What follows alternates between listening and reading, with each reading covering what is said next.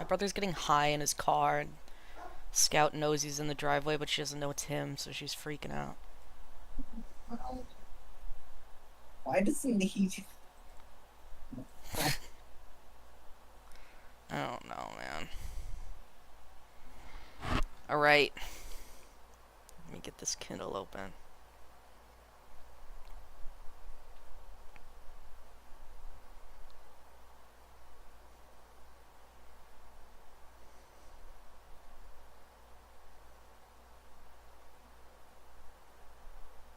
Alright, what happened? Pain and suffering. Yeah, but what happened? Uh, we fought more Shinwoo, and nothing was really happening. So, Hwa-chun gave Shilian all of his spiritual power, Mm-hmm. and he became Super Saiyan. Mm-hmm. And it broke his And cursed his, shackles. yeah, yep. And then he beat the fuck out of people. Um, but he became Can't even hear you, man. You're so far from your mic. he beat the fuck out of it. Uh-huh. And Hi, and Wesker. He's peeking. and his Jinwoo had this armor on, this holy light armor, and then they couldn't pierce through it. It would take like a bajillion strikes.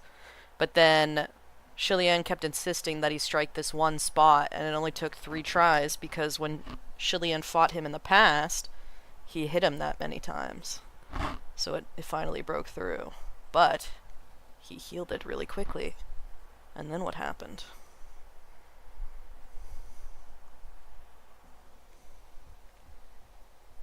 He I thought that was before. No, he grabs him and he's fucking smashing his face into the fucking rock. Yes? Yeah, that was before he got the spiritual power, right? I don't remember. I don't think so. Yeah, I think it was. He beats him the fuck up first. Shilian gets mauled like a fucking baboon. Baboon. Um, and tries to tell him to give up and Let me look. Let me look if it's change before. his and to change. Shilian's like, no, I'm not gonna do that. It's definitely before. The fucking. The chain.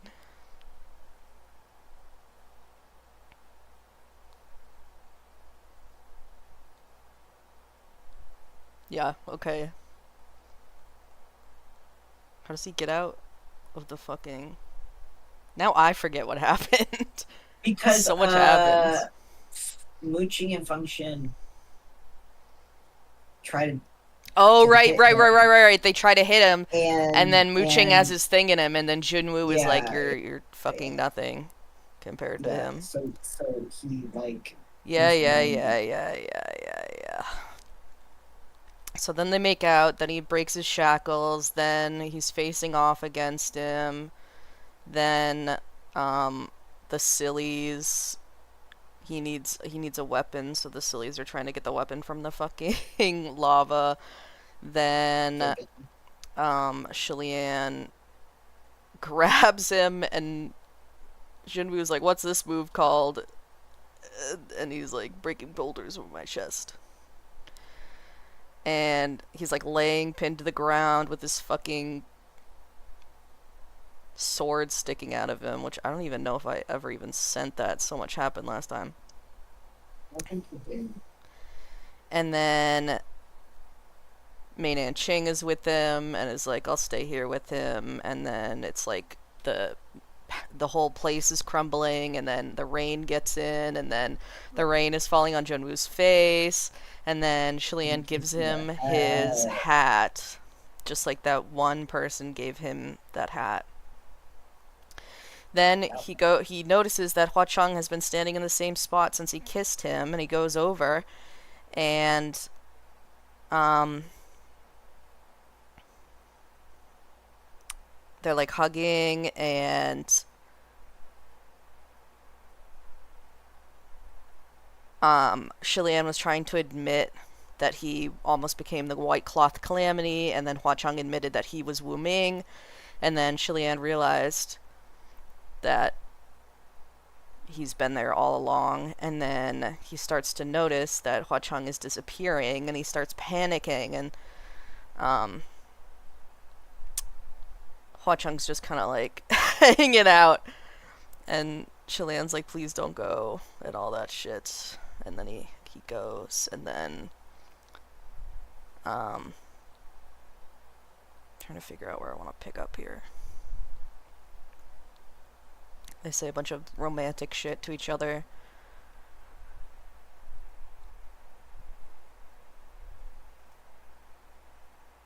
Alright, we'll pick up here.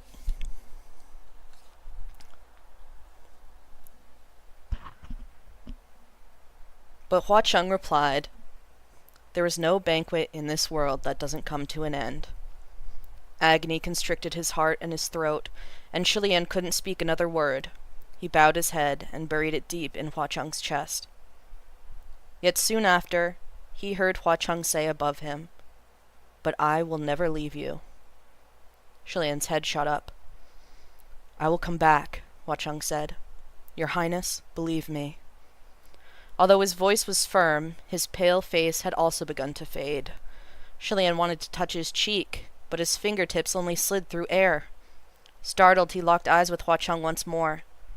Hua Cheng's gaze was both gentle and blazing. His remaining eye was filled with love as it stared at him silently. He said something, but there was no sound from his lips. Refusing to give up, desperate to hear him, Shilian reached out with both hands to grab him and yank him deeper into his arms.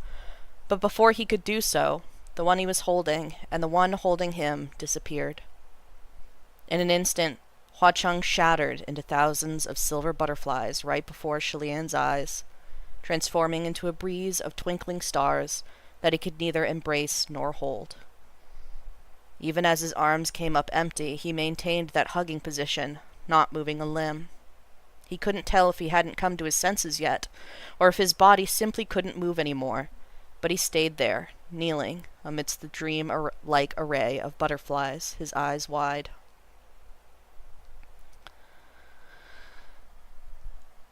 As they looked on from a distance, Function and Mooching had never imagined that this was how things would play out. Both their faces paled as they rushed forward. "Your Highness!"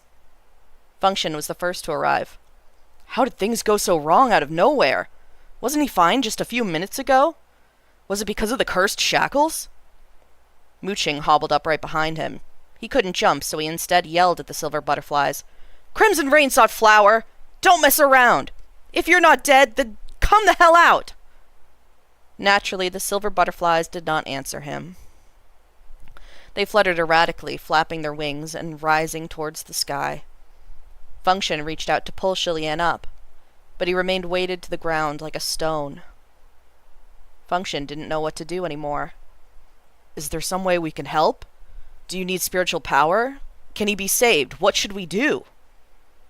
Mooching, however, had already figured out what had happened. "Drop it. Just shut your mouth. We can't do anything at this point." The air was alight with a shimmering, twinkling glow. The butterflies' wings sparkled just as they had during their first reunion after 800 years apart. A silver butterfly drifted over and lightly brushed on the back of Shilian's hand, his cheek, his forehead. Its actions were full of affectionate longing, as if it were whispering its goodbyes. Shilian numbly extended a hand and let it rest there. The silver butterfly fluttered its wings in delight, and sure enough it lingered for him. But it, too, couldn't last. It wasn't long before it scattered on the wind like the rest.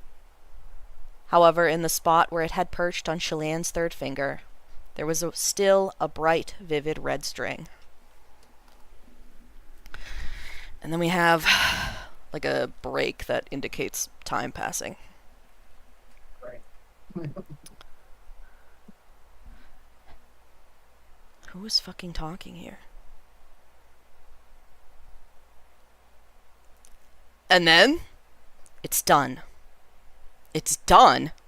It's done. Pei Ming finally could hold back no longer. That's not possible. This can't be all there is. Even an amateur like me can tell we're not done yet. Mu Qing dropped the heavy bookkeeping report on the table. This is my work, and it's done, he said coolly. I can calculate all of it again on the spot. Please listen closely, General Pei. Take away 8,880,000 merits, then add 6,660,000 merits, plus another 17,200,000 merits, then minus... All right, that's enough. You don't need to count anymore, Function interrupted. The numbers are right, but there must have been a lot left out. It should have worked out otherwise. That's not the problem, Mu Qing countered. Either way, my calculations are right. Maybe you should find someone else to do the accounting. If I had known things were going to be like this, I would have minded my own business. After the heavenly capital was destroyed, the scattered and scrambled heavenly officials finally assembled and set up a ward to establish a temporary upper court at the summit of Mount Taisong, a place no mortals cared about. Currently, the heavenly officials were in the heat of discussion about the construction of the new heavenly capital. The enormous fire had very unfortunately raised the heavenly officials' glorious golden palaces, forcing them to squeeze together in temporary tents as they conferred and rested. Furthermore, a great number of scrolls and reports were lost. Even as the bickering dragged on for days and days, they still couldn't straighten out any of their accounts. One of Pei Ming's arms was hung in a sling, and the other hand rubbed his chin. Is it my imagination, or is Xuanzhen even more sarcastic these days? Hasn't he always been like this? He's just too lazy to hide it now, Function responded. Mu Qing rolled his eyes, and everyone pointed their fingers at him. Decorum, they chided. Mu Qing pointedly turned and left. Xuan Yizhen was in bandages from head to toe, so he resembled a human-shaped zongzi, which is a ball of rice wrapped in something. Only the top of his head and his messy curly hair could be seen. His words were muffled and unclear when he said, "What do we do now? Who's going to do all the math?" Everyone exchanged glances, cleared their throats, and quietly backed away. No one wanted to take on such a difficult and thankless task. Seeing this, Pei Ming sighed. If only Ling Wen were here. All else aside, no one can complain about the way she managed things. There'd be nothing to be afraid of. Even with the palace of Ling Wen reduced to ash, she knows the ins and outs of this mess of accounts like the back of her hand. I'm sure she would have gotten it sorted out within a day. After struggling on this god-forsaken mountain for so long, most of the officials shared the same sentiment deep down. They just didn't dare say it out loud. However, now that someone had taken the initiative to voice it, they all began loudly agreeing. Yeah! I'll never say the Palace of Lingwen is inefficient again. I already hadn't said that in a while. Just then, someone from outside came in to announce, Everyone, Lord Rainmaster has arrived. The heavenly officials' faces brightened at this, and they immediately went out to greet her. Pei Ming's expression was unreadable. He hesitated for a moment, and ultimately chose not to go outside with them. Another voice called out, Your Highness, you've come too! And then we're on the next chapter. Atop Mount Taisong, thousands of kinds of dust settle. In an instant, the heavenly official's expressions grew even more unreadable than Pei Ming's. A white-clad cultivator acknowledged the greeting. His bearing was calm, relaxed, and graceful. It was Shilian. Every member of the group greeted him, their words and expressions extremely careful, polite, and courteous. Your Highness! Your Royal Highness! Shilian greeted everyone similarly politely and stepped forward with a gesture of welcome. Lord Rainmaster. The Rainmaster had arrived before the makeshift conference hut. She held the guardian steed's reins as she inclined her head to Chilian in greeting. There were countless giant boxes of produce on the big black ox's back. They were the purpose of the Rainmaster's visit. Apparently, these fruits and vegetables had the incredible effect of nurturing spiritual powers when consumed. When the heavenly officials were told of this, a group went over excitedly to divide up the bounty into shares. Part of the crowd didn't move, however, and Chilian was in their number. "I've brought something else for your highness," Lord Rainmaster said. "Ah, thank you in advance," Chilian smiled. "What is it?" The Rainmaster reached into her sleeve and took out a small package wrapped with a band of white cloth. The moment she opened it, Chilian's eyes brightened. "Thank you so much, Lord Rainmaster! I've been searching everywhere." Function came over to look. "Rare, fantastic silk," he commented. "This is great. Now you can finally fix that thing of yours." Chilian rummaged around in his sleeve and fumbled out a torn white silk band.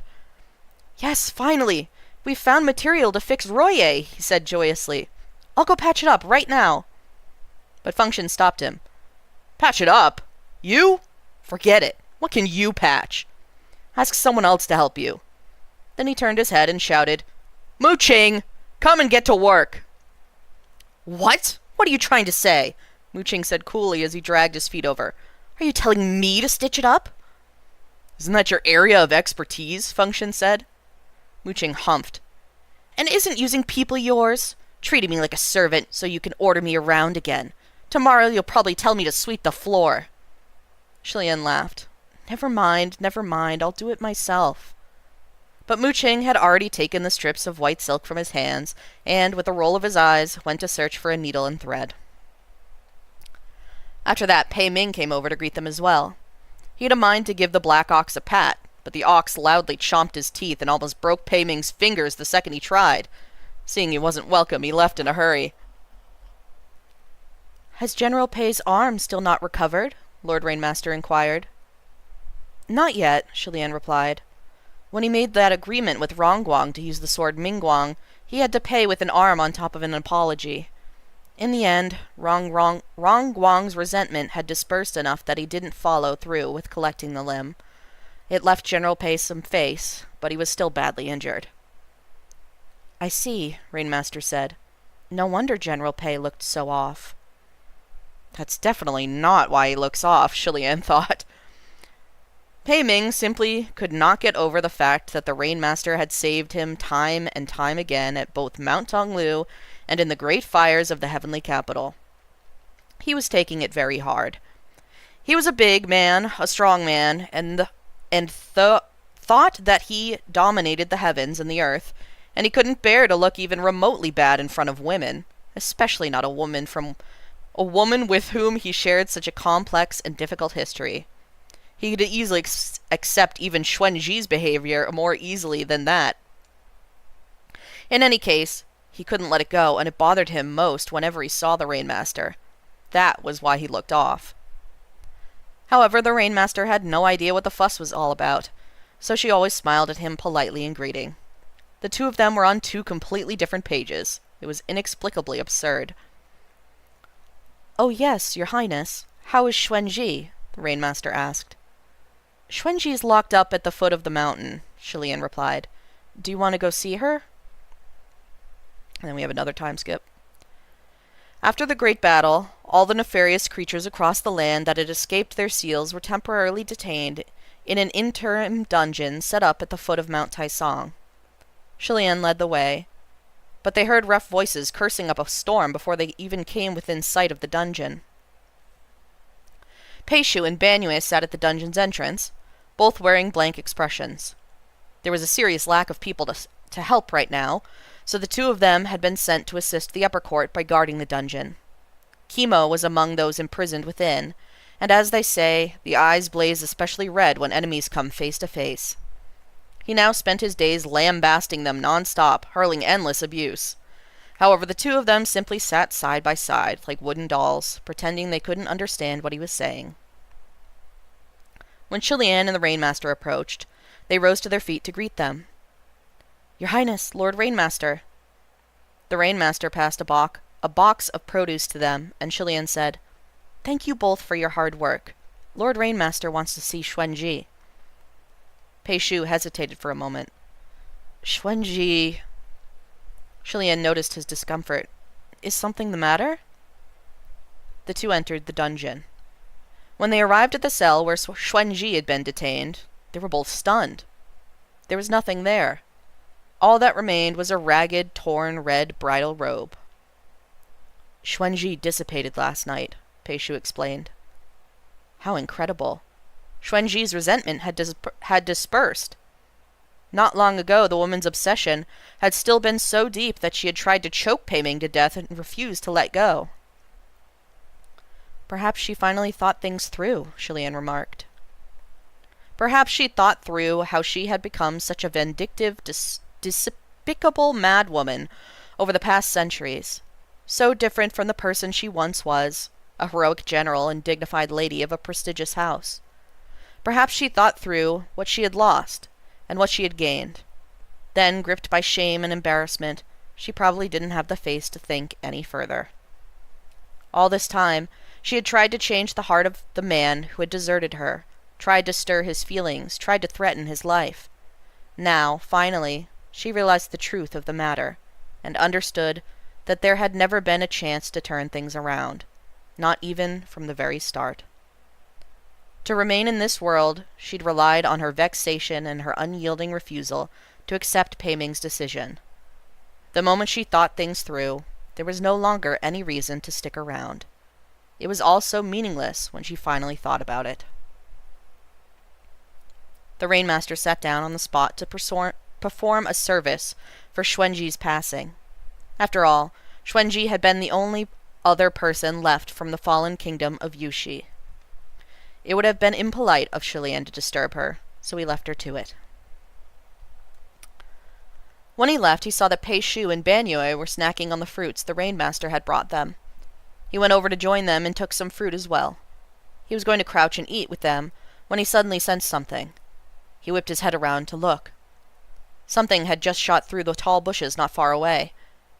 He quickly tossed his fruit aside and shouted, "Keep watch over here," before dashing over. The thing in the bushes realized it had been discovered and ran even faster. At first, Shilian could have caught up in 8 steps, but it only took 4 for him to realize who he was chasing. Changing his mind, he slowed his pace and waited until they fled for a while before he broke in from the side to block their path. "Lady Jianlan, do you plan on leaving without saying farewell?" The other party was indeed Jianlan. She'd been sneaking around with the fetus spirit cradled in her arms, and she jumped in surprise when Shilian appeared out of nowhere. "You!" The blanched fetus spirit she carried bared its teeth like it wanted to attack, but Jianlan held it back. "Are you here to stop me?" Not wanting to alarm her, Shilian said, "Don't be nervous. I just wanted to give you something." He took out an item. "Your son Suoso's grudge is rather strong, and it needs to be kept under control. Although purification is already underway, your cultivation isn't as high as his. It's hard to guarantee there won't be accidents. You'll need this to help." It was a protection charm that Shilian had made himself. To prove there were no tricks embedded, he even demonstrated how to use it. As Jianlan watched, she did start to relax, for this thing truly was useful. After some hesitation, she took it. "Thanks." "No need to thank me," Shilian said. "All I ask is that when you use it, shout, 'Your Highness, please watch over me,' 3 times. That way, it will be counted under my palace's name." Jianlan took a few steps, then paused for a moment. In the end, she couldn't restrain her curiosity and turned to ask, "You're not stopping me? Why?" Shilian had been waiting for her to look back, and instead of answering, he asked her a question of his own. "Lady Jianlan, why must you go at all? Feng Xin said he would take care of you both, and he will keep his word." Although Jianlan's expression flickered, in the end she only sighed. "I know he will, but forget it. It's for the best. I don't want to be with him anymore." Shilian was a little taken aback. "Do you not love him at all anymore?" Jianlan sat on the roadside, probably tired from running. This has nothing to do with love at this point. I don't want to force him to tie himself to us. Shilian sat by her side and contemplated for a moment. Function really loves you, without a doubt. He was so completely exhausted back then, but he refused to let you go. As if she'd just recalled something from a faraway past, Jianlan laughed. Since you mention it, I remember now. He was still a little stupid back in those days, working long hours to make enough money to buy me for an entire night. But he'd just bring over a stool and sit next to me. He did nothing but sit and chat with me the whole time. Everyone thought he was a joke. What a laugh. Shilian smiled. You see, I told you, he really loves you. However, Jianlan withdrew her smile. You say that, but it's all so far in the past. Even if what we had back then was love, it doesn't mean it'll last today. I'm not interested in being a charity case and a nuisance. Why would he consider either of you a nuisance? Shilian asked. Don't you know the kind of person Function is? Your Royal Highness, you don't live the common life, so of course you'd think things are that simple. He wouldn't consider us a nuisance right away, and he wouldn't let it show on the surface. But all that's subject to change as things drag out over time. If I'd wanted to find him, I would have done so a long time ago. It's not like temples of Nanyang are hard to find. They were everywhere at one point. But I still don't want to. He's ascended and became so impressive and glorious, but we'd already become ghosts. So what would have been the point in seeking him out? Wouldn't carrying two ghosts around just cause trouble for a heavenly official? I dumped him at my most beautiful, all proud and dignified. I think that was for the best. That way, I'd always look like that in his memories, instead of like this, caked in heavy, gaudy makeup with crow's feet around my eyes. She pinched at her own face. If he really recognized us officially and had to look at this face every day and so like this, he'd only get more and more exhausted the longer we dragged him down, and more annoyed. Eventually, we'd be nothing but a nuisance. So why turn my own story into a tragedy? Why bother? As she spoke, the fetus spirit slithered its wet tongue all over her face. Although it was disgusting, there was also something cute about it, in a mischievous way. But most people would probably just see it as disgusting, and could never come to accept it. Jianlan petted her son's bald head. Anyway, so is enough for me. Who didn't make promises when they were young? Swearing on the mountains and the seas, talking of affection, of love, of forever. The longer I hang around in the world, the more I understand that forever is impossible. It's never going to be possible. No one can truly achieve it. Experiencing everlasting love once was enough. I don't believe in it anymore. Function is a good man, it's been too long, she said helplessly. Everything's changed, so it's best to let it go.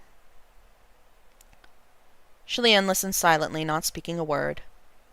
But in his heart, he said, no. Deep down inside of him, a voice said, forever does exist. There's one person who can achieve it. I believe. I gotta pee so bad, I'm sorry. Be right back. Sit on that one. No.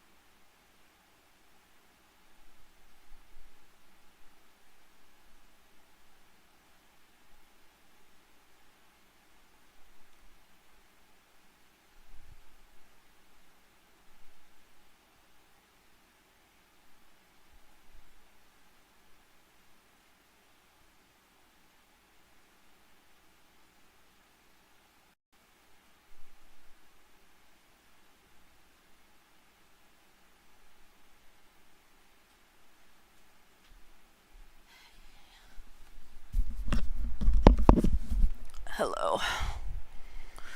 Let me take a sippy. Ugh. Okay.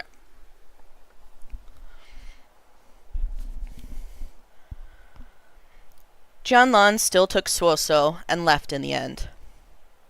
Shilian saw the Rain Master off after she finished the deliverance service for Xuanji. Then he returned to Mount Taisong. He'd meant to tell Feng Xin that Jianlan had left, but he couldn't find him.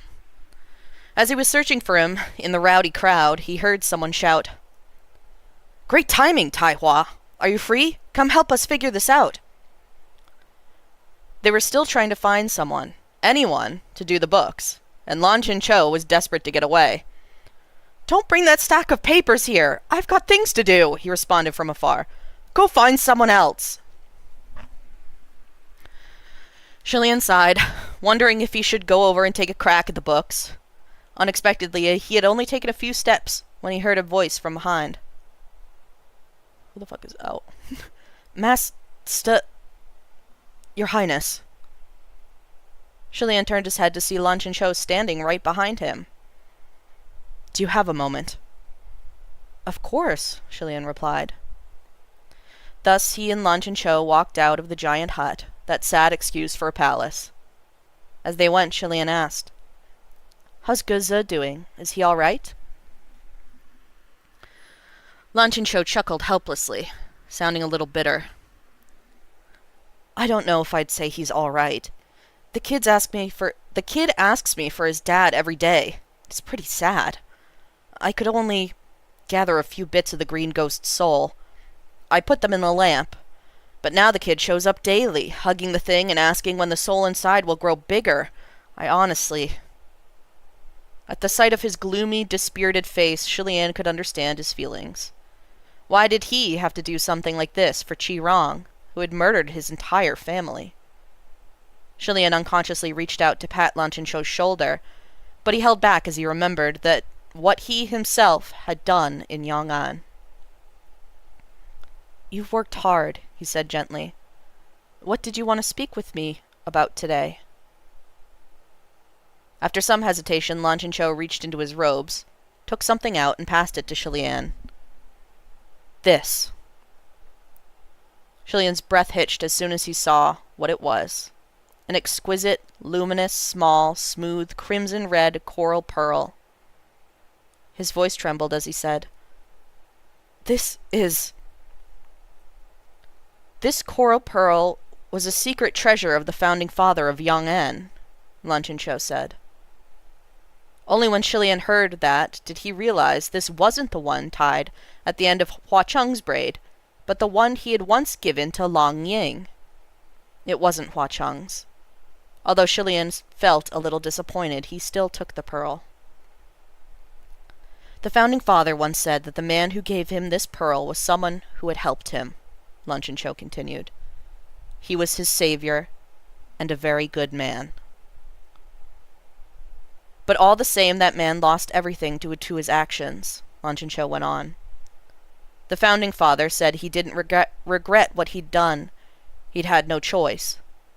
Still, when he thought about it after the fact, he still felt that he'd wronged the man." "And then?" Shilian asked. "And then," Lan Chinchou said, "I saw the bead at the end of Crimson Rainsought Flower's braid that day at the heavenly capital. The more I looked at it, the more I thought it resembled the one father left me. I heard General Xuanzhen and the others talking later, and learned that those pearls were actually a pair, and that they belonged to you. So I came to ask, is it yours?" Shilian paused for a long moment before nodding slowly. "It's mine. It's one of a pair that my parents gave me when I was young." Lan Chinchou scratched his head. "Then I'm giving it back to you." He still didn't know how to address Shilian, and after he returned the pearl, he dawdled for a bit before leaving without a word. Shilian just stood there, clutching the red coral pearl tightly in the heart of his palm. It had been over 800 years. After so many twists and turns, one half of the pair of crimson coral pearl earrings had returned to him. It belonged to him, but also to him. The other pearls should have been there as well. They should have been able to complete the set. Right then, Function's loud, overjoyed voice came from the foot of the mountain. "Your Highness! Everyone, come quick!" Chapter 132. How my lord aches for the flower, how I ache for my lord. Shillian tucked the pearl away and went to investigate the commotion. Several heavenly officials emerged from the giant crude hut, asking, "What's going on with General Nanfeng?" "Look who I've captured!" Function called out. He crashed out of the woods, dragging a black-clad individual by the arm. The heavenly officials were shocked as he hurried over. Ling Wen! The one whom Function had seized was indeed Ling Wen. "Just as you predicted. Ling Wen returned to try to steal the brocade immortal," Function told Shillian. After removing the cursed shackles, Shillian's spiritual powers had increased explosively to the point where he was practically Junwu's equal. The brocade immortal could no longer exert control over him. Ling Wen had gone missing during the great battle and was nowhere to be found afterwards. She had been turned into a Budao Wang doll by Hua Cheng, but the spell on her was set to release automatically after a certain amount of time. Shillian figured she would likely return to steal the brocade immortal, so he took off the robe and asked Ghost City to spread the word. Sure enough, Ling Wen took the bait. Even as an apprehended fugitive, Ling Wen still didn't seem panicked as she was taken to the conference hut. The moment Pei Ming came in, he grasped her firmly by the shoulders and sat her down in front of the table. "Ling Wen, we finally found you. You must pay for your sins," he admonished, his voice dark. Dozens of heavenly officials surrounded her. Their eyes were like those of starving wolves and bloodthirsty tigers, their expressions practically savage. Ling Wen finally felt a twitch of trepidation. "What are you planning?" Thump. A towering stack of reports and scrolls was thrown before her. It was nearly the height of a full-grown man, and so heavy that the table and chairs shook. Pei Ming slapped the scrolls with a resounding thwack. "These! Take care of them!" Although Ling Wen breathed a sigh of relief, it was quickly followed by bafflement. Before she could even fully exhale, there was another round of noise. Thump, thump, thump, thump, thump, thump, thump. Many thumps later, dozens more stacks of documents and reports had crashed down around her, each looming high overhead. Ling Wen was completely surrounded. Dozens of heavenly officials babbled at her from the cracks between the stacks. "We've been waiting for you for days now. Hurry and help us figure this out. Take care of these too. Remember to fill out the missing sections. You better get it done within the hour." Ling Wen was speechless. After a grueling battle that lasted a full day and night, Ling Wen was finally released from the temporary conference hall. The mess of scrolls and reports had been taken care of. Every single one had been categorized and organized neatly, and everything was in order. The heavenly officials cheered as they received their palace's accounts, and each scurried away to double-check. On the other hand, Ling Wen's face was ashen. The dark circles under her eyes had disappeared while she was on the run, but they had now returned with a vengeance. Once everyone had finished checking her work, there was much rejoicing. "Noble Ji is the most efficient of us, that's for sure," Pei Ming praised. "Now everything's squared away." "Everything's in order. Many thanks to Lord Ling Wen." Amidst all the praise from the crowd of heavenly officials, Ling Wen could do nothing but chuckle dryly. Such was the fate of a criminal. It's nothing, it's nothing. There were still many heavenly officials in the hall with accounts that needed sorting. They hadn't been as quick to shove their work on Ling Wen, but at the sight of this display they could sit still no longer, and she was surrounded once more. Actually, I've got some books that I forgot to give you, my lord. I was wondering if you might take a look." Ling Wen was yet again speechless. Shillian had been crouching outside the temporary conference hall eating a steamed bun, and after he finished, he brushed his hands clean, and finally rescued Ling Wen from her suffering. "Everyone, let's figure this out later. Let Ling Wen catch her breath first." No one had cared when he spoke up in the past, but things were different now. Several people responded, "Your Highness is right," and didn't dare say another word. Ling Wen, her eyes closed and a hand over her forehead, sat in her chair waiting for the other heavenly officials to exit. Only once the conference hall was deserted did she turn to Shilian. Congratulations, Your Highness. Your spiritual powers have returned. What a good strategy. Now you can even count ghosts among your worshippers and make them obey your orders. How incredible. They're not my worshippers, Shilian replied. They're just friends from Ghost City. I asked them to help out. Lingwen nodded, her face full of understanding. A moment later, Shilian spoke. Lingwen, there's something I've wanted to ask you. Your Highness can go ahead, Lingwen said. Sanlong, Hua Chengzhu, Shilian started. He wore the brocade immortal you created, but it didn't work on him. Do you know why? So this is the question, Lingwen said. I thought Your Highness already knew. Shilian blinked. Tell me. Lingwen shook out her sleeves and straightened her posture. Your Highness, you've heard the legend of the brocade immortal, right? I've heard it, Shilian replied. You forged it yourself. You could say that, Lingwen said, although I never imagined the resentment gathered on the robe would transform it into an evil being. But I did kill Bai Jing to hasten the kingdom of Zhu Li's collapse. That's not untrue. Shilian listened intently as Lingwen continued. The robe made the rounds throughout the mortal realm and passed through countless hands. So many people chose to use it to murder, to harm, to deceive. While they could theoretically dispel some of its resentment by doing so, Bai Jing isn't that kind of person. He didn't like being used by those people. He hated them. But his resentment wasn't provoked when he met recipients who were more like him, and a special sort of giver. Instead, they'd make him happy. And how are those special givers and recipients different? Shilian asked. You put the brocade immortal on Crimson Rainsot Flower, but there was not a single trace of malicious intent or desire to harm in your heart, Lingwen answered. And you trust him with your whole being. Crimson Rainsot Flower is the same when it comes to you. No, in fact, he's even more so. But what really made Bai Jing resonate with him was that he would already do anything you asked of him without hesitation. It didn't matter if he was wearing the brocade immortal or not, and that includes dying for you.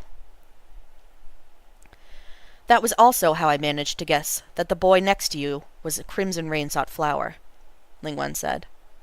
Although I don't know much about the affairs between you two, I figured there wasn't a single other person who would fit the bill. Why's that? Shilian asked. Lingwen raised her hand and pointed. Your Highness, what's that around your neck? Taken aback, Shilian moved on reflex to cover it with his hand. I've seen similar trinkets before, Lingwen said. Some unusual ghosts give their ashes to their lovers. Countless scrolls and reports had been passed through the palace of Lingwen, so it wasn't strange that she had seen such things before. Truth be told, Shilian had already guessed the truth of this crystal-clear ring, but he still squeezed it tight when he heard Lingwen say it out loud. Something like that is rare and precious indeed, Lingwen said. But because it's too beautiful a gesture, it often ends in tragedy. Thus, the concept left a rather strong impression in my mind. What do you mean it often ends in tragedy? Shilian asked. To be so deeply in love that it blinds your reason. Giving someone an object tied to your life can have many tragic or terrifying consequences, Lingwen said. A pure heart is made to be trampled. All those keepsakes made of ashes, some were stolen by interlopers, some were shattered by their recipients. Basically, none of the stories ended well. Although your Highness is an exception. You've kept it almost flawlessly. After a long silence, Shilian said, You said more like him and resonate with him. So was General Bai Jing like that as well? Lingwen smiled lightly. How else could I have deceived him? It wasn't really deception, though, was it? Shilian said. I'm sure you knew I was intentionally spreading the word, but you still took the bait. Come now, it's a good defensive device, Lingwen said.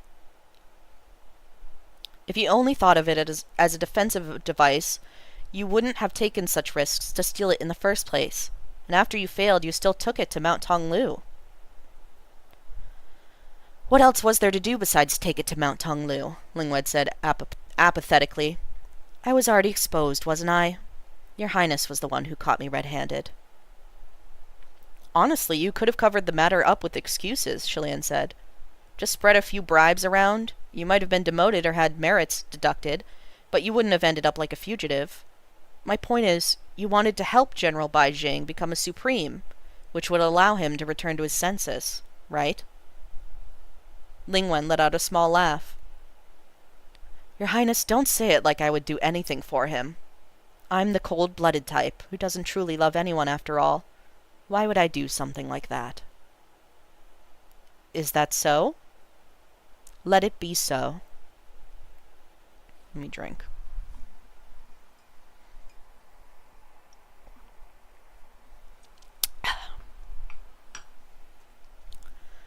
After cleaning up the ruins of the Royal Holy Temple's Crown Prince Summit, Shilian erected a simple cottage to use as a temporary residence.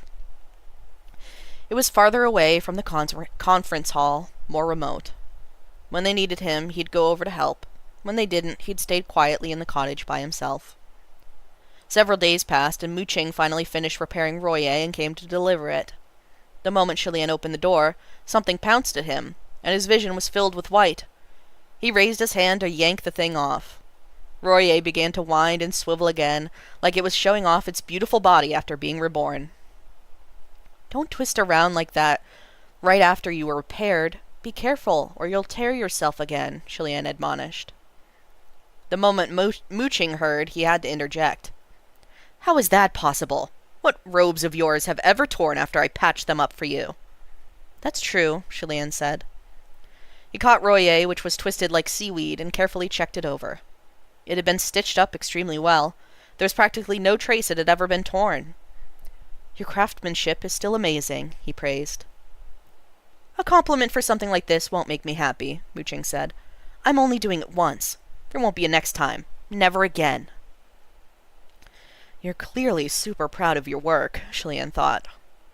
After grumbling a while more, Mu Qing said, All right, I've done my job. I'm out of here. I'm in the middle of getting some personnel and other stuff taken care of at the palace of Xuanzhen. You're leaving too? Shilian asked.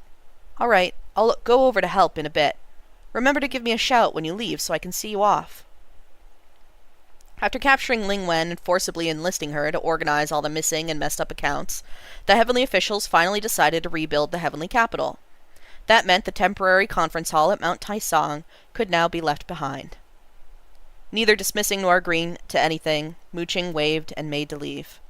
After only a few steps, he stopped and looked back. Are you going to stay on Mount Taisong? Shilian nodded. Yes. After a moment of hesitation, Mu Qing asked, Why don't you come with us instead? Nah, I'm waiting for someone, Shilian said, smiling. You can wait in the upper court of the new heavenly capital, Mu Qing reasoned. Shilian shook his head. I think he'll come here first when he returns, so I'll be able to greet him the moment he arrives. If not, he might go to Thousand Lights Temple in Ghost City, and that's not far from here. It's much more convenient to get there from here than from the new heavenly capital.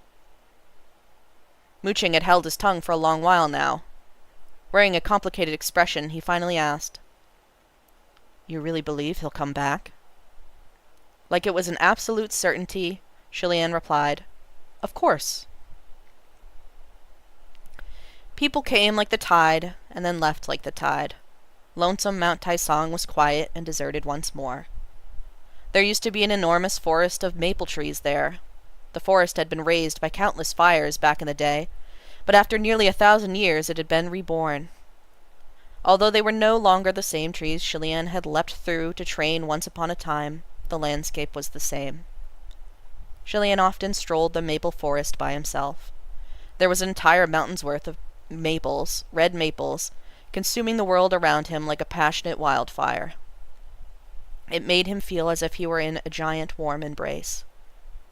He had whiled away the days of his life on his own for over 800 years, so he was used to it. If there was work to be done, he'd go down the mountain to answer some prayers and collect some junk. If there wasn't, he'd plant some vegetables and do some cooking. days spent on his own, just like this, used to be the most normal thing in the world for Shilian. But strangely, passing the days in solitude had somehow become very difficult.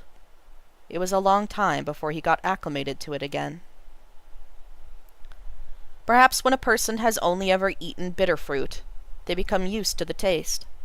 But if given a taste of sweetness, it'd bring a frown to their face to return to their original fare with the memory of something better, however fleeting it was.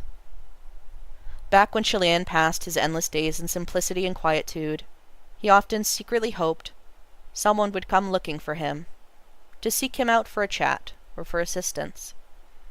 Whatever the reason, at least it would have been a sign of life.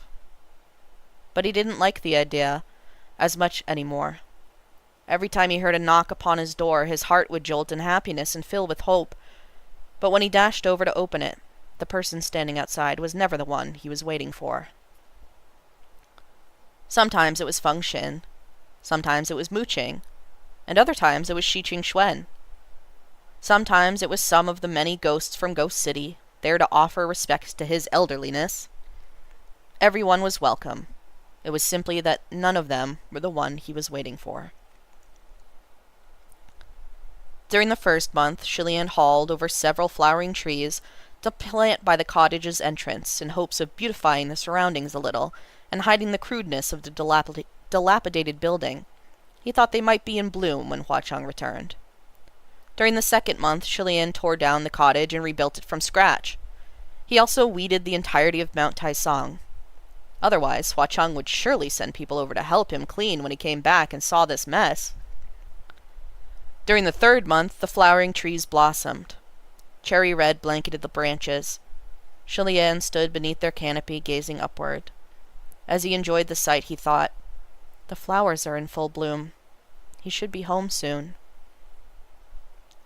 During the fourth month, he fixed up all the paths. That way, Hua Cheng could hike the mountain and find him faster when he returned. During the fifth month, Feng Xin and Mu Qing came to visit again. They asked if he wanted to leave the cottage for a bit to take a walk outside. Shilian invited them for a meal, and they ran off. During the sixth month, the flowering period ended. He waited, and waited, waited and waited. Shilian wasn't anxious. He didn't break down, nor did he weep in agony. Instead, he only became more and more composed, more and more patient. And as he thought, he realized, who hadn't experienced long years of being alone? Hua Cheng had waited for him for over 800 years. What did it matter if he waited for Hua Cheng for 800 more? It could be 1,000 years, 10,000 years, and he would still wait. He would still keep waiting. It was fine. It had only been a year, after all. Let me drink.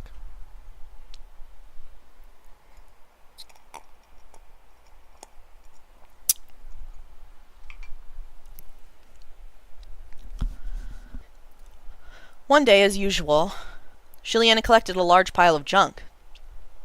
He heaped it high on a cart pulled by an ox, both of which Shilian had recently saved for and purchased, and gutted it up the mountain. When he had driven halfway up the path that passed through the maple forest, Shilian turned and saw some glimmering lights in the night sky. As he stared, it dawned on him. They were blessing lanterns of everlasting light. "So it's the Shengyuan festival today," he murmured to himself. Right now, the heavenly officials of the upper court were probably having another lantern battle. Despite himself, Shilian pulled the reins and stopped where he was to watch the blessing lanterns in a daze. As he did, he recalled that he and Hua Cheng had first met during Shengyuan. That year, a small child with a battered, filthy face squeezed through the swarming crowd and looked down from the city wall. The 17-year-old crown prince of Shenlo was glowing. He looked up and saw a figure falling, and without thinking, leapt into the air. The auspicious Shengyuan festival on the grand avenue of divine might, and the awe-inspiring first impression that had led to centuries of pining. A smile hung on Shilian's face as he reflected on the past. In the end, Hua Cheng wasn't the only one who'd fallen. Turning around, Shilian bowed his head and continued up the mountain path. The cart clattered and creaked as it rolled along, and as he went the path seemed to get brighter. There was light coming from somewhere far ahead. Chilian lifted his head once more, his eyes widening. The light was from lanterns. Like millions of fish swimming through gorges in the sea, countless blessing lanterns drifted languidly from the mountain peak. They glowed and shimmered brilliantly against the black night. A magnificent, beautiful dream had brightened his path. Chilian had seen this sight before. Now that he was seeing it again, his breath and heartbeat nearly stopped. He came to a bend on the mountain path, and the wheels spun as the cart turned. The little dilapidated cottage he had built came into view. And someone was there. A man clad in red stood before the crooked little cottage. His figure was tall and slender, and a silver scimitar hung at his waist. He had his back to Chilian while he lifted and sent off the last blessing lantern, which took to the skies on a meandering path. Frozen in his seat, Chilian wondered if he was still in a dream, wondered if this was a hallucination. The cart's wheels turned, bringing him closer and closer. The man spun around, and in Chilian's sight his face grew clearer and clearer. 3,000 blessing lanterns rose into the night behind the man who had turned to gaze at him. Robes redder than maple, skin as white as snow. A face so handsome that one couldn't bear to stare for long. There was still a wildness about him, and a feral aura on his brow, and a pride that could never be felled. Although he wore a black eye patch, his remaining eye was as bright as the stars above as he gazed unblinkingly at Chilian. Chilian scrambled down. There was no words. They both started walking towards each other. One step, another step, each one faster than the last. Then finally they started running. As he ran forward, tears fell and were left behind. In his heart, Chilian swore it once more. I believe.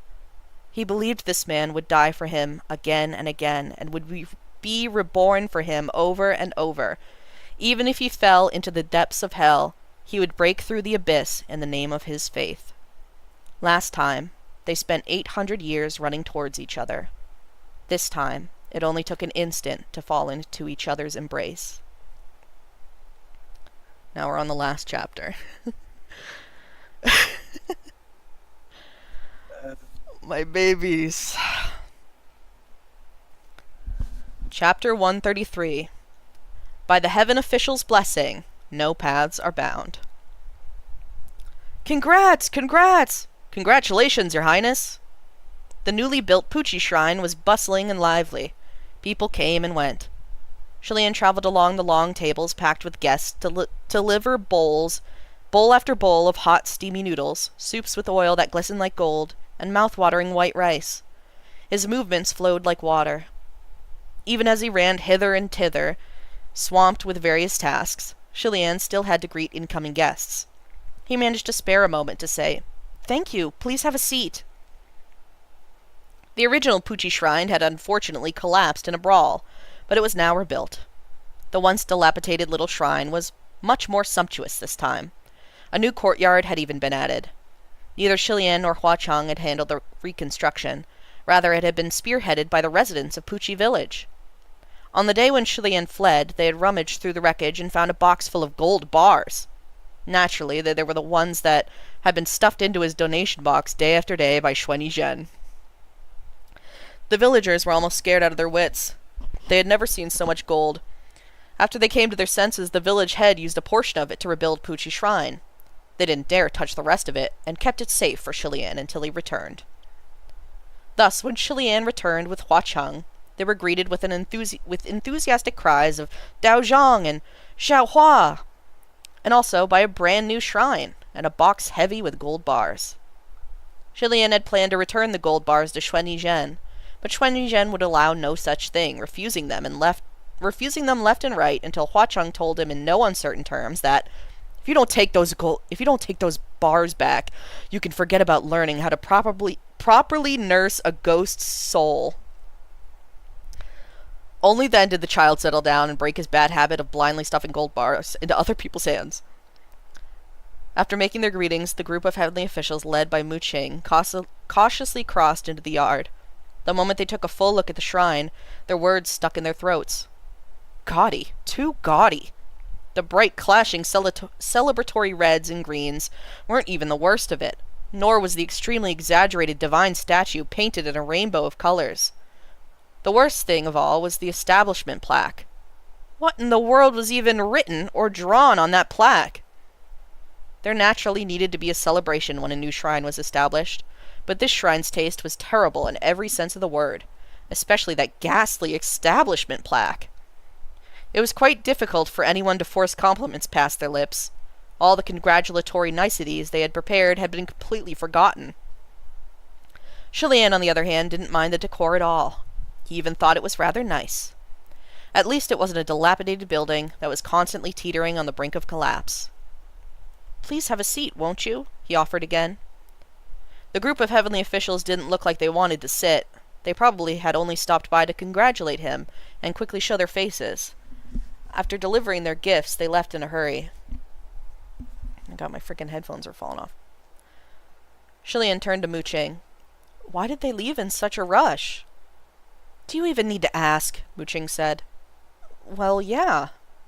Then why don't you go ask your dear son Lang? Mu Ching spat crankily. When Hua Chung came back, the first one to know was Chilian. Second to know were the gods of the upper court, who hadn't even warmed their seats yet in the new heavenly capital. On the day of the Shangyuan festival, they had worked so hard to put together a battle of the lanterns, which was abruptly obliterated by Hua Chung's casual wave of 3,000 lanterns, the same move he'd pulled at the mid-autumn banquet. In addition, the heavenly bell had been tolling non-stop ever since that night. The entire upper court echoed with its ceaseless reverberating gongs, as if it were reminding them that the nightmare of the heavens had returned. And right now, the nightmare stood before them. No normal heavenly official would dare approach. However, they still wanted to get in Chilian's good graces, so they could beg Hua Chung to show them some mercy in the future. After all, the gossip about the relationship between Hua Chung and Chilian in the upper court was already fairly lurid, with no need for exaggeration. When he heard about this, Chilian recalled how Hua Chung had demanded the upper court proclaim his heroism for an entire year. Cheeky, he said with a laugh. This is not just a matter of cheekiness, Mu Ching scolded. Tell him to lay off a little. It's getting out of control. That bell is so noisy that everyone's on edge, and the upper court can't function with it constantly tolling. It keeps falling off the tower and crashing onto people. The heavenly capital has finally been rebuilt. Don't let it be destroyed again by something like that. All right, Chilian said. I'll tell him in a bit. While we're here, want to try some food? He pointed at the rice, noodles, and soups on the table in the yard, then added, I didn't make it. Rejection was written all over his cold expression when Mu Ching first heard the first half, but his face returned to normal when he heard the last part. Right then, Function arrived. He entered the yard just in time to brush past several other junior officials who were about to leave. After the junior officials greeted him, they began to whisper amongst themselves. It's General Nanyang. It's him. It's so sad his wife and son ran off with some guy. Veins bulged violently on Function's forehead as he roared out curses at them. What the fuck? Aren't you guys sick of this? How many months have you been yapping about it? Also, it's just ran off, not ran off with some guy. Stop fucking spreading rumors. The gossipy junior officials were quickly scared away. Mu Ching stood to the side with his hands tucked into his sleeves. You shouldn't have bothered to clarify. Now it just sounds even more embarrassing. Outraged, Function seized a broom and threw it over. Mu Ching caught it easily and snorted. Stale moves. You can't use that trick on me anymore. Before Function could yell some more, Chilian walked over and stuffed another broom in his hands. Oh, good. Then how about the both of you help me sweep the yard? We set off some firecrackers earlier, so the ground is covered in red caps. Thanks. You can train some idioms if you get bored, okay? Function and Mu Ching were both struck speechless. An hour later, the sound of rowdy human voices approached from a distance. The gathered guests looked outside, and after a short while, a large and boisterous crowd of people poured into the yard of Puchi Shrine. Is it here? Oh, it's here! Oh, and it's pretty impressive, too. There's really rice! So much rice! And meat! The temple grounds, which Function and Mooching had just swept, were immediately made filthy again by the giant crowd of muddy feet. Eyes wide, Mooching gripped his broom, feeling as though he'd been given fleas. What's with those beggars? A man with messy hair and a dirty clothes was leading the crowd of beggars. It was Shuen. He hobbled and hopped over to Shilian, putting his hands together in courtesy. Your Highness, I've come to bother you. So, how about it? Does our agreement still stand? Shilian laughed. Of course it stands. Everyone is very welcome. Please have a seat, have a seat. Isn't this too many people? Mooching wondered. No, Shuen said. All the amazing people who helped guard the human array at the royal capital last year are here now. When they were guarding the human array, Shuen had promised them all that everyone would be treated to chicken legs after the deed was done, and that all would be welcome. With so many people missing in action after their grand battle, the chicken leg treat was never delivered. However, they could finally fulfill the promise today by serving up bowl after bowl of noodle soup with chicken legs. Everyone, no need to hold yourselves back today. Let's eat, Shuen called out. The cheering beggars crowded inside, filling the yard from the tables to the ground. They hugged enormous bowls close as they ate, slurping and slurping, chomping and chomping. Suddenly, someone spoke up. Wait, something's wrong. I sense evil chi. The crowd turned their heads and saw that the complaint had been voiced by Heaven's Eye and company. Shilian felt his head ache. Why did you guys come? We helped out too, so why shouldn't we come? Heaven's Eye raised his bowl high, his expression serious. Everyone, listen to me. I am definitely not wrong. There's evil chi in the food. It's highly dubious, very suspicious. Put your bowls down quickly. No one even acknowledged him. The crowd of beggars had already finished eating their first round, and they raised their empty bowls. Seconds! Function and Mooching had been fighting with their brooms as they swept the yard clean of the red scraps left over from the firecrackers. But when they saw everyone eating with such contentment and satisfaction, they each sat down and picked up a bowl. Why will none of you listen to reason? Heaven's Eye exclaimed furiously. He got up ready to go and check the kitchen, but Shuen held him back. Honestly, Dao Zhang, you're overthinking things. This is Crimson Rainsought Flowers territory. It's normal to sense nefarious chi. Are you really that concerned? Fine, I'll go take a look. Just sit there and don't get too riled up. And then he rose to his feet and walked to the kitchen, lifting the curtains to peek. You see, what's there to be suspicious about? Wait, I'll go look too, Shilian said. When he and Shuen, Function, and Mooching poked their heads inside, they were stunned. Inside the kitchen, a hulking boar butcher was hacking at the cutting board like mad. They'd have assumed he was chopping up humans if it hadn't been for all the pork legs hanging behind him. A fire was lit under a giant pot that sat to one side in the kitchen, and within the pot a long-necked rooster spirit was scrubbing himself and having the time of his life. But when he noticed that new people had seen him bathing, he screamed and covered his chest with his hands. Utterly flummoxed, Shilian hurried inside to whisper, Didn't I say you couldn't do this? The rooster spirit crowed in laughter and slapped his chest. Grand Uncle! We took a bath before we got here. We're very clean, he promised. Besides, this broth has longevity-boosting effects. Eating it won't harm anyone. It can be consumed with total peace of mind. Shuen silently dropped the curtains. Function and Mooching flung away their bowls, sputtering as they did. I'd rather you do the cooking! Shilian rubbed his forehead, feeling both amused and woeful. They were so adamant about helping, I couldn't say no. They're doing this out of the goodness of their hearts. Right then Heaven's Eye came over, for he found their sneaking around too suspicious to ignore. Shilian quickly stopped him, afraid that he'd start another riot if he saw the boar butcher and the rest. Can I help you? Shilian asked. Yet unexpectedly Heaven's Eye hadn't come to check out the kitchen. Instead, he went straight for Shilian. That's weird, he mumbled in confusion, circling Shilian a few times. What is? Shilian asked. Heaven's Eye was visibly puzzled. This isn't right. Shi Dao Zhang, why has the evil chi on you intensified? Shilian lightly cleared his throat. Mooching humphed. Of course it'll get worse if he's hanging around a ghost king all day. No, Heavenseye replied. Even then, it shouldn't be like this. Like what? Like what? Function asked. After much hesitation, he decided to be blunt. Why is the evil chi internal? It's coming from inside your body. You must have suffered something truly torturous. What did you do? Mm-hmm. Why are you this unwell? Mm-hmm. Shilian couldn't even cough anymore. His entire face was so red it was about to burst. Function and Mooching didn't understand at first, but once they figured it out, they turned silently to stare at Shilian. Shi Qingxuan was the only one who couldn't wrap his head around it. What is it? What happened? What's going on? Your Highness, are you really sick? Does Crimson Rainsought Flower know? Is he not taking good care of you? No.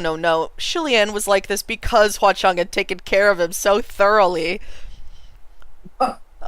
Actually, no, I don't think... Why don't you, Shilian mumbled haltingly. A mess of images filled up his mind, and a jumbled pile of meaningless, confused words kept falling from his mouth. This was only interrupted when his back bumped into someone's chest. An arm wearing a silver vambrace circled his waist, and a familiar voice spoke with an obvious grin. I think that all of you should return to your seats, eat your food, and stop worrying about anything else. How's that? Considering the current situation, Shilian really didn't know whether he should feel relieved or even more awkward. San Lang! He exclaimed. Function and Mooching's expressions got very complicated the moment they saw Hua Cheng emerge, but they couldn't really say anything in front of Shilian. Only Shi Qingxuan persisted, asking very seriously, Crimson Rainsought Flower, have you checked out His Highness's body lately? Shilian slapped his forehead, desperately hoping Shi Qingxuan wouldn't ask any more questions. Just then the crowd of beggars started complaining loudly. One more bowl! Add more meat! This chicken soup is so bland, add more salt. Mooching couldn't listen to this any longer. Are all of you aware that this is a temple? It's for worshipping gods. How about you please tone it down a notch? However, the crowd of beggars refused to take this scolding. They had once supported the human array alongside heavenly officials, and they had seen with their own eyes that many of those officials couldn't even match them in valor. They had trembled and fled in the face of danger. Furthermore, they were now well acquainted with Shi Qingxuan. They couldn't help but think, so that's what gods are really like. They weren't all that different from ordinary folk when their lives were on the line.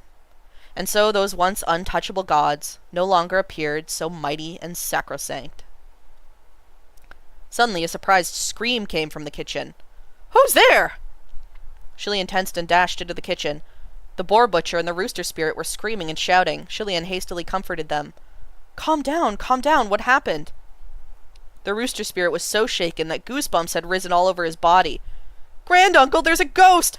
A ghost devoured all the food we prepared! I only just dipped my head under the broth, and when I came back up, there wasn't a single bowl left! It's a ghost! What are you so scared of? You're a ghost! The boar butcher spat. Shilian was slightly perplexed. How can that be? I just saw you guys make 50 fresh bowls. Yeah! But sure enough, now all 50 bowls were empty. Even the broth had been completely cleaned out. As Shilian puzzled over the matter, someone in particular came to mind. When he turned around, he saw Hua Cheng leaning against the doorframe. San Lang, could it be? More than likely, Hua Cheng replied flatly. Yes, Shilian mused. He probably came to congratulate us. Of course he's welcome. He ate a bit too much. Now that he's eaten all the food, what should we do? Hua Cheng smiled. Nothing. Add it to his tab. The troubled mob of Ghost City kitchen ghosts resigned themselves to cooking up a new batch from scratch.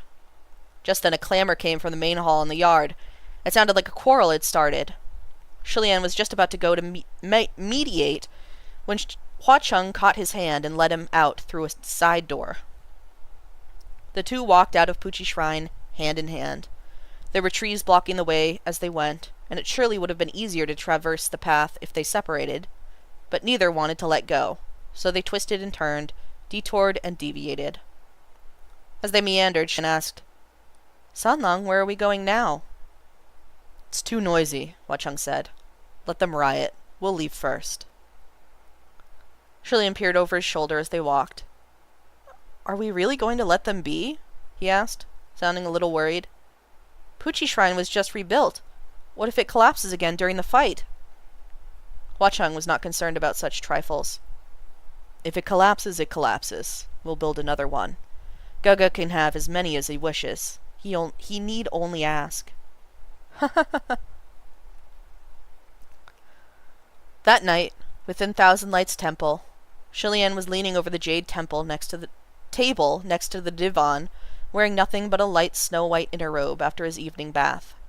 He was putting together a calligraphy copybook for Huacheng, writing it out stroke by stroke. Huacheng reclined all alone on the divan. He was also wearing nothing but an inner robe, with the collar slightly open. He had been gazing at Shilian all this time, illuminated by lamplight as mild as jade. He was clearly bored to death, and his fingers busied themselves by twiddling the red coral pearl at the tail end of his braid. After drinking in the view for a while, he squinted his eye, looking satisfied. Gaga, enough of that, he sighed. Come rest now. But Shilian had only just endured Huacheng's torment. He was determined not to be tricked again. Even if that tone of voice made the tips of his ears burn, he forced himself to stay calm as he continued to write. No, Sun Lang. Today someone said your writing is ugly again. You have to practice hard, all right? He said sternly. Otherwise, I don't want anyone to know that I taught you. Huacheng sat up slightly and arched his brows. Gaga, I remember you once said very clearly that you liked my handwriting. After Huacheng returned to him, Shilian was compliant and docile for a long while, going along with his every whim, which was probably how he wound up spoiling Huacheng rotten, and why he became such a bully. Shilian finished writing and placed the brush down. In an even stricter voice, he said, Knock it off. I'm done. Come practice. Huacheng lazily shuffled over to sit behind Shilian. He slipped his arms around to hug his waist and bent slightly to rest his head on his shoulder. He removed the red coral pearl from his hair and placed it on the paper, making it chase after Shilian's hand. It rolled around, purposely obstructing Shilian from writing properly. So mischievous, but at the same time so forceful in asserting his presence. Shilian remembered how Heaven's Eye had said his whole body was radiating evil chi from the inside out. That was all thanks to Huacheng, and he felt his heart go soft in a flutter despite himself. As he struggled lightly, he whispered, Write properly. All right, I'll listen to Gaga, Huacheng said. He raised his brush, but he put it back down after only 2 verses. A single look was all it took for Shilian to shake his head and mentally sigh for the umpteenth time, It's hopeless. After a pause, he also raised a brush and helped Huacheng fill in the last 2 verses. Once he was done, Shilian blew lightly and picked up the paper so they could both admire the poem they'd written together. The ink upon the paper formed the 4 elegant phrases that had spread throughout heaven and earth. After seeing the vast sea, no water can compare. Scattered from the peak of Mount Wu, there are no other clouds. Many times I've passed through the flowers, yet I spare them no glance. For half my fate is in cultivation, and the other half in you. Even Ming, hanging beside this table, admired the work with a wide, unblinking eye. Huacheng laughed. Exceptional. Gaga, quick, sign your name. These words will surely stun future generations and echo through the ages. Shilian had already signed Huacheng's name at the bottom, but despite his urging, he couldn't bring himself to pick up the brush and add his own name. Huacheng finished laughing and pretended to be serious. Gaga, are you too embarrassed? Let me help you. He took hold of Shilian's hand and wrote 2 characters with rough strokes. Not a single soul would be able to tell that those were characters at all, if not for their place on the page. Much less that they were supposed to be the characters of Shilian's name.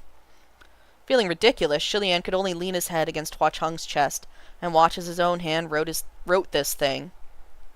But suddenly those characters looked familiar, as if he had seen them somewhere else before. A moment later he remembered, and his eyes lit up. Sun Lang! On your arm! He exclaimed excitedly, catching hold of Huacheng's forearm and pulling up his sleeve. It's this!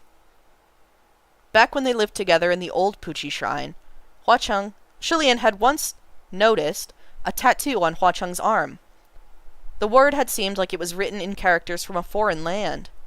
At the time, he had chewed on the matter in his mind, but he never could have imagined that it wasn't foreign writing at all. As it turned out, it was Shilian's own name. Hua Cheng also glanced at his arm and laughed. Does Gega finally recognize it? I should have recognized it a long time ago, Shilian said. It's just Hua Cheng's handwriting was truly the craft of the devil. He didn't need to say anything. Hua Cheng could guess what he was thinking and started laughing heartily, one arm hugging Shilian around the waist. He gave his forehead a gentle peck. Don't worry. As long as Guga's handwriting is beautiful, it's fine.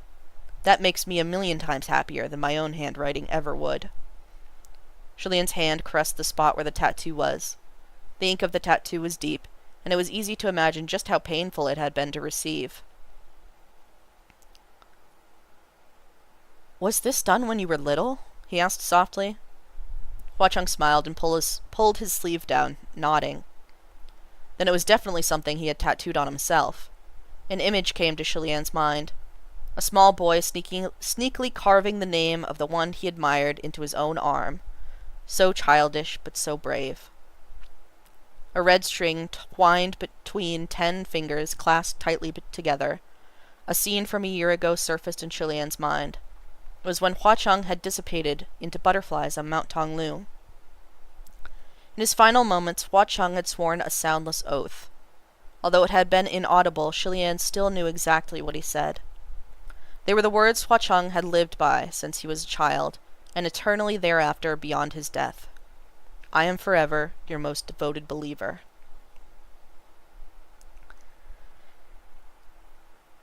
In folk tradition, they tell tales of the Scrap Immortal. Although he is called the Scrap Immortal, this immortal does not grant his grace to scrap collectors alone. Rather, he secures the peace of the entire mortal realm. This is because he is also the strongest of martial gods. There exists no evil he cannot vanquish. There are no ghosts he cannot slay. He possesses the power to annihilate the world, but he does not lack the heart to cherish the flower. However, there are rules and taboos when worshipping a god. If you come across a temple that worships this immortal, you must never prostrate casually, for this scrap immortal apparently has a special constitution that summons misfortune. Don't believe it? First prepare a set of dice, then rub the hand of the immortal's divine statue. Then roll the dice and observe the results. Your luck will most certainly be the worst there is. And so, paying regular devotion to the scrap immortal's dusty white divine statue might only bring more bad luck the more you pray, even reaching the point where water gets stuck between your teeth, or you see ghosts while wearing Taoist robes. In folk tradition, they also tell tales of the red-robed Ghost King. Although the Ghost King is not considered human, he possesses an enormous number of worshippers. There are legions of people who secretly set up shrines to the Ghost King in their own homes to worship him day and night, praying for good fortune. For not only is the Ghost King invincible, it seems that he never tasted a single defeat. Furthermore, his luck is powerful beyond match. Don't believe it? Before rolling a set of dice, prostrate before him. If he is willing to assist, your next roll will definitely be exceptional. But ghosts aren't like gods, so naturally, there are even more taboos. Although this Ghost King is powerful, his personality is eccentric and extreme. If he's happy, he will help you even if you don't pray. If he's displeased, you can give 1,000 gold and he will still turn away. If he's very displeased, he may just end your life. So by the same logic, it's best to show your respects, but stay far away. However, if you worship the divine statues of this god and this ghost together, you will witness a miracle. The red-robed Ghost King will dispel all misfortune enveloping the scrap immortal, and allow him to reveal his true appearance. You'll be shocked to discover that the scrap immortal's color isn't dusty white. Rather, it is shimmering gold. Legends are usually based in fact. However, this is a tale from a long, long time ago, and perhaps it would need to be told in full to be understood. And as a saga spanning 800 years, it would be a very, very long tale to tell. People might not have the patience to listen. But one thing is certain. In order for them to display their true strength, the two must be worshipped together. In this way, one can receive double the fortune and twice the invincibility. By the heaven official's blessing, no paths are bound. The end. Oh, Oh my god. oh, my boy. Wait, I have so many images to send. Oh, they have to be worshipped together. Killing myself. Killing myself. Oh, it's not dusty white, it's glimmering gold. There's Shi Ching Xuan getting the stuff, and there's the tattoo of them half naked, and then there's them being worshipped together. I gotta pee again really bad. Hold on.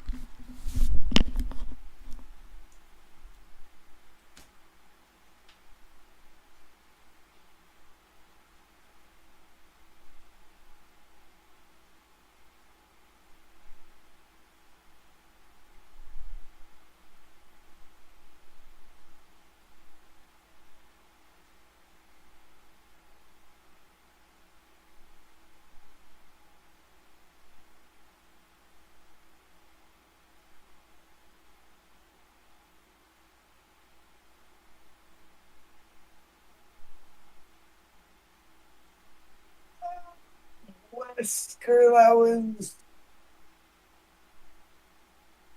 a lot.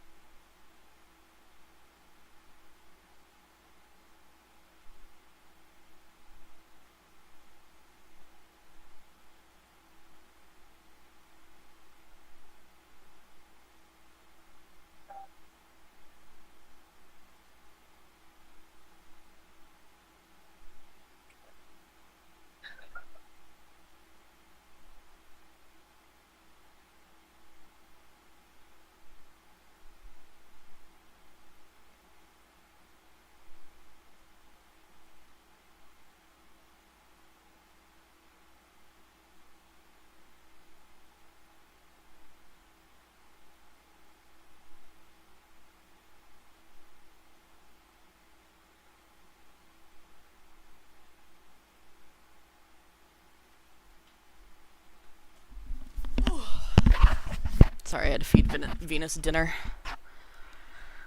How we feeling?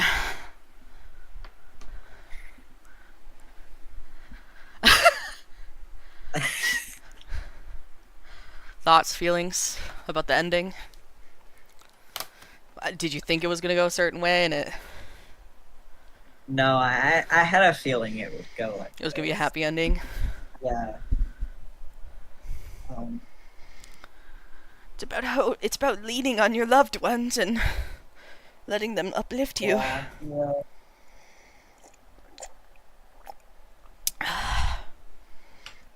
Crazy. It's over. It's over, but now we have to suffer through Modao Now we Sushi have to together. suffer all Together. over again. Together. Yeah, yeah. I mean, at least we know the base basic Yeah, but it's gonna story. be so much worse and so much Yeah, hornier. I know, I know, I know. Cause I'm gonna have to read porn. TGCF is their most like PG book. Yeah, MGZ is supposed to be hornier.